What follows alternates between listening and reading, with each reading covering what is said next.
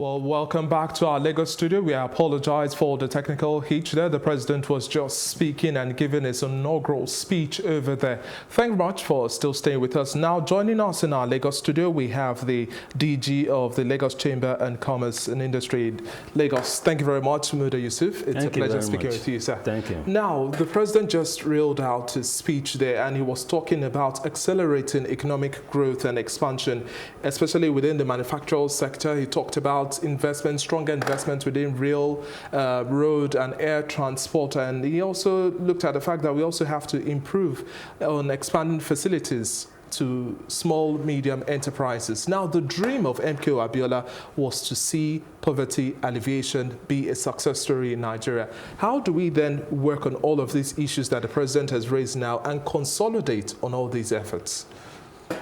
Well, thank you very much, and happy Democracy Day. You see, when we talk about poverty, which of course is the dream of the late MKO Abiola, you cannot divorce poverty from investment.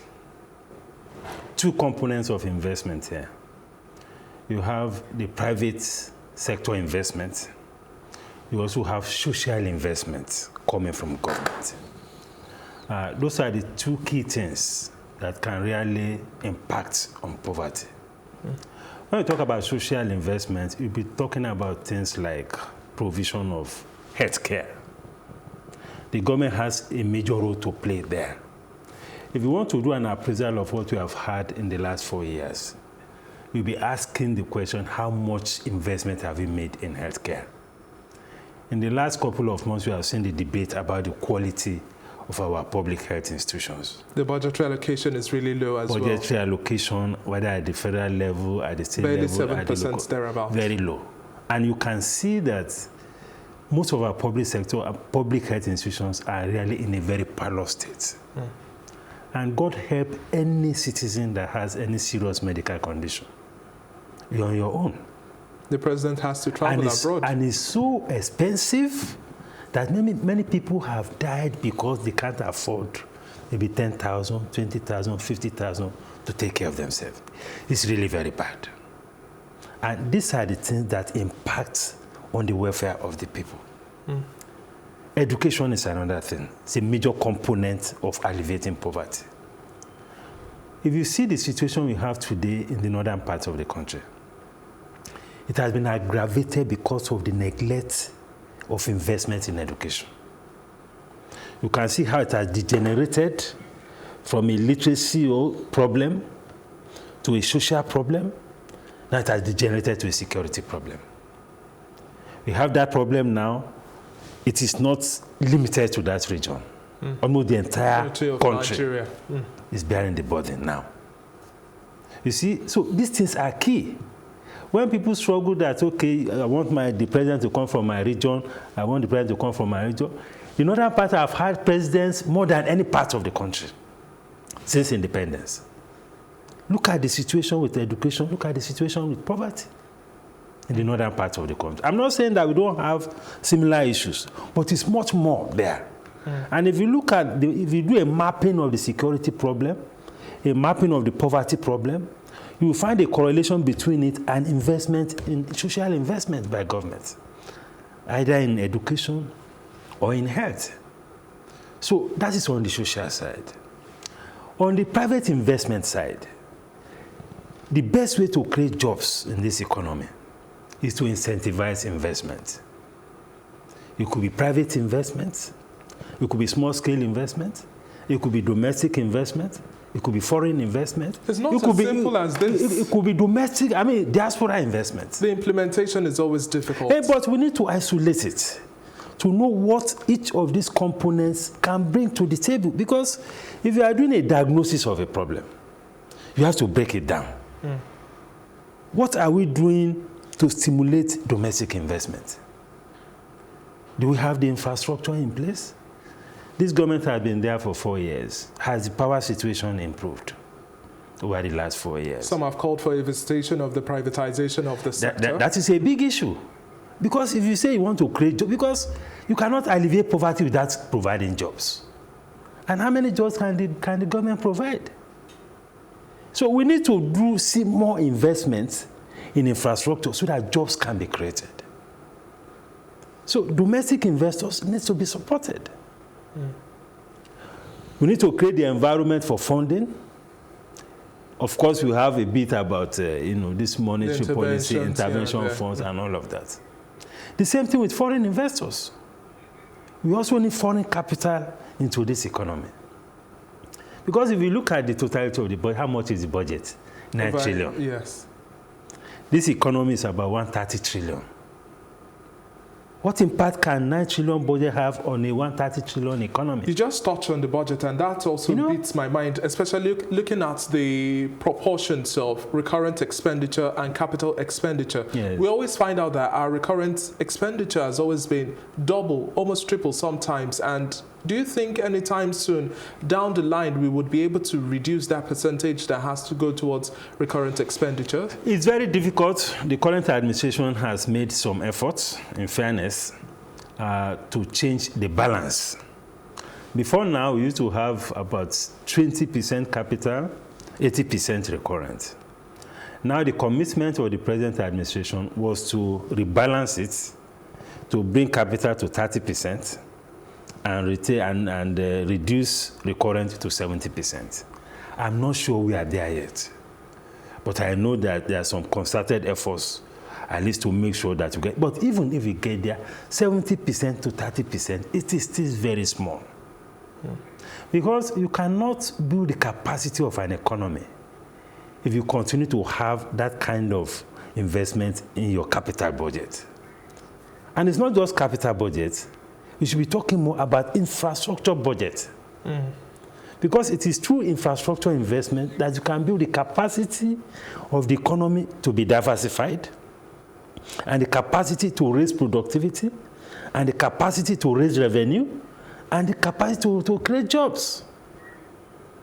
But the level of investment in infrastructure is very low, and in any case, where is the money? Unfortunately, we don't have the framework to sufficiently attract private capital into infrastructure investment.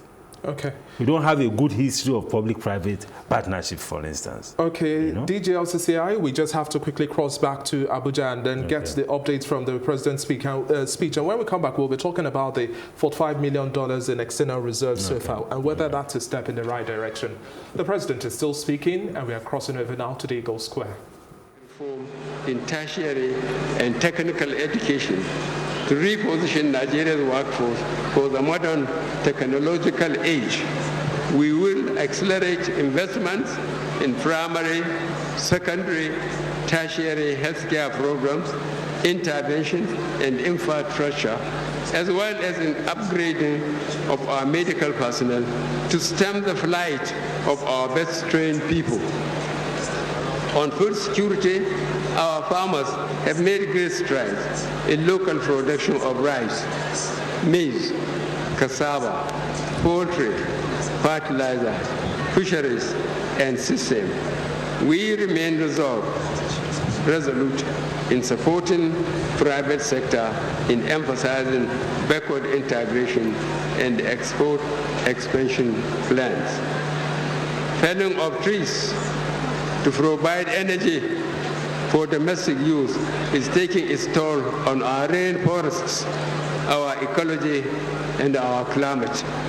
Accordingly, we are taking steps to harness cleaner and more sustainable source of electricity. We export more than 2 million tons of cooking gas, yet we consume less than 500,000 tons. We will work to address this issue and support rural communities with challenges of safety switching from firewood to cooking gas. Dedicated agro-industrial processing zones will be developed on a PPP basis to increase farming yields, agricultural productivity, and industrial output.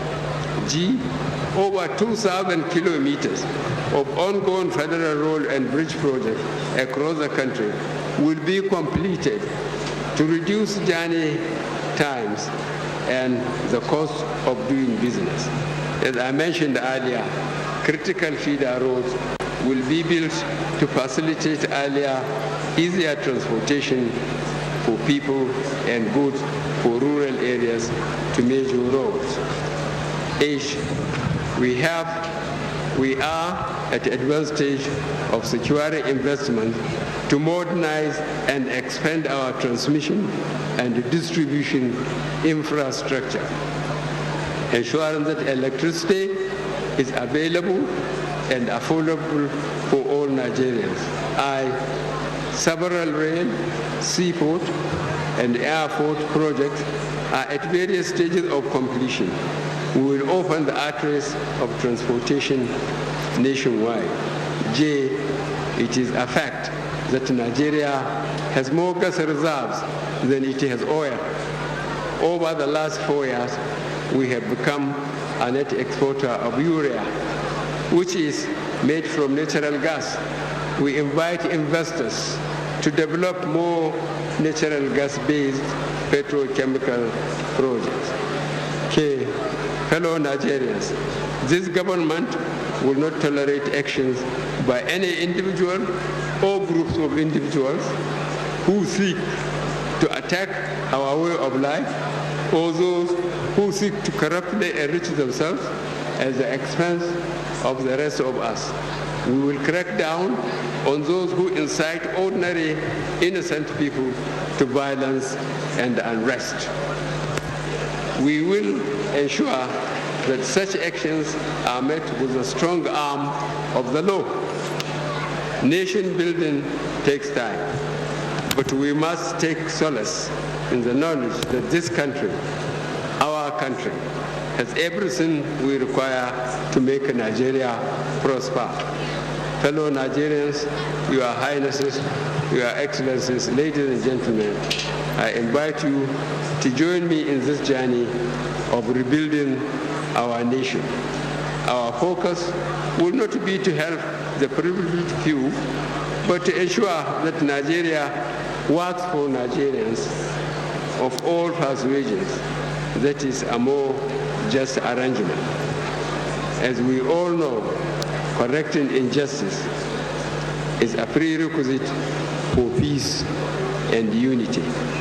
As part of the process of healing and reconciliation, I approve the recognition of June 12 as Democracy Day and invested the late Chief Abiola and Babagana Kingibe with national honors, as I did with late Chief Gani Ferhemi. The purpose was to partially atone for the previous damage done in annulling the presidential elections of that year. Today, I propose the renaming of the Abuja National Stadium henceforth. It will be called Muhammadu Abiola National Stadium. In my first term, we put Nigeria back on its feet. We are working again despite a difficult environment in oil, on which we depend too much for our export. We encountered huge resistance from vested interests who do not want change, but change has come. We now must move to the next level. By the grace of God, I intend to keep oath I have taken today and to serve as president for all Nigerians. I thank you for attending this august occasion from far and near, and for all your best wishes to me, to our party, and to Nigeria. God bless us all. God bless the Federal Republic of Nigeria. He deserves a standing ovation, please. Thank you. The maiden Democracy Day address by the special guest of honor, reviewed of our President Commander-in-Chief, His Excellency. And definitely, God bless Nigeria. That was Mr. President over there giving his speech. It's still the inauguration, the Democracy Day special, and we have been talking about business. I still have with me the Director General of LCCI, Thank you very much for still staying with us, Mr. Muda Yusuf. Now, before we went back to the president's speech, we were talking about the $45 billion external reserve so far. The president says that, well, that's a step in the right direction, and he hopes that we utilize these funds properly. What do you make of that statement? Well, we have to celebrate cautiously when it comes to things like the foreign reserves, because we need to know what the components are. Because I know that we have quite a sizable amount of portfolio investments, portfolio flows, which are also part of the foreign reserves. We borrowed some money, some euro bonds and all of that. All those are also components of it. This has to be paid back. If we have any major shock in this economy, we are likely to see very serious portfolio reversals. And some of these components of it that are in the foreign reserve will also go back. So we need to be very cautious in the way we celebrate the 45 billion naira reserves. Of course, at that size, it gives some level of confidence. But we need to struggle to build an economy that is more sustainable. How do we do this? This economy is still too dependent on oil.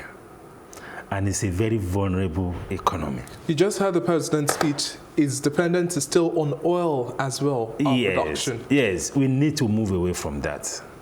And the way to move away from that is to create the environment for the non-oil sector economy to thrive.